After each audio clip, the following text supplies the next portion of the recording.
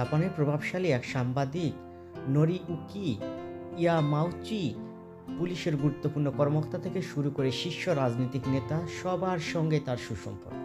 প্রভাবশালী এই সাংবাদিকের বিরুদ্ধেই যৌন হয়রানির অভিযোগ আনেন এক শিক্ষানবিশ সাংবাদিক।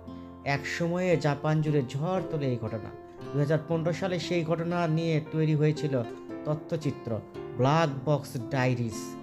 বানিয়েছিলেন শিউরি ইতো নামের সেই শিক্ষানবিশ সাংবাদিক। যৌন হয়রানির অভিযোগ নিয়ে মামলা করতে গিয়েই প্রথম বাধার মুখে পড়েন শিউরি ইতো। বিচার চেয়ে দীর্ঘ সময় দাঁড়ে দাঁড়ে ঘুরতে হয়েছে, কখনো শুনতে হয়েছে মামলা নেওয়া যাবে না বা প্রক্রিয়াটা কঠিন, তদন্ত করতে দীর্ঘ সময় লেগে যাবে, এমন নানা কথা।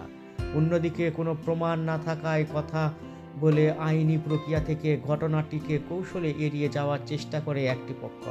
তখন নিজেই ধর্ষণের শিকার হওয়ার প্রমাণ সংগ্রহ করতে থাকেন ইতো। সামাজিক যোগাযোগ মাধ্যমে সোচ্চার হন ইতো। জাপানের জনগণও একসময় মিটো আন্দোলনে যোগ দিয়ে তরুণীর পক্ষে দাঁড়ায়। শুরু হয় আইনি প্রক্রিয়া, কিন্তু সেটাও ছিল লোক দেখানো।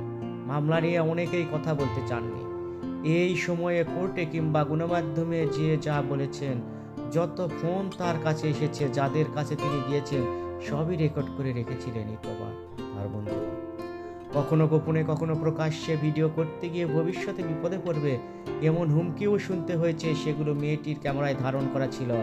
এইসব ভিডিও জোড়া দিয়ে ইতো নিজেই বানিয়ে ফেলেন তথ্যচিত্র ব্ল্যাক বক্স ডায়েরি। তথ্যচিত্রটিতে ইতোর ব্যক্তিগত জীবনের নানা মুহূর্ত উঠে এসেছে। ইতো বাসায় নাচছেন, গাইছেন, মজা করছেন। এইসব দৃশ্য দেখে মনে হতে পারে ধর্ষণের মতো একটা ঘটনার শিকার মানুষের জীবনে কি মানায়, কিন্তু জীবনে যে তার নিয়মেই চলে সেটা বুঝিয়েছেন ইতো নামের এই সাহসী সাংবাদিক, চলচ্চিত্র নির্মাতা ও অভিনেত্রী। 1 ঘন্টা 42 মিনিট তথ্যচিত্র দেশ বিদেশের নানা চলচ্চিত্র উৎসবে প্রশংসিত হয়েছে। IDFA, সানড্রান্স, হংকং সহ একাধিক উৎসব মনোনয়ন ও পুরস্কারও পেয়েছে। তথ্যচিত্র নিয়ে আরও একটি সুখবর, 57 অস্কার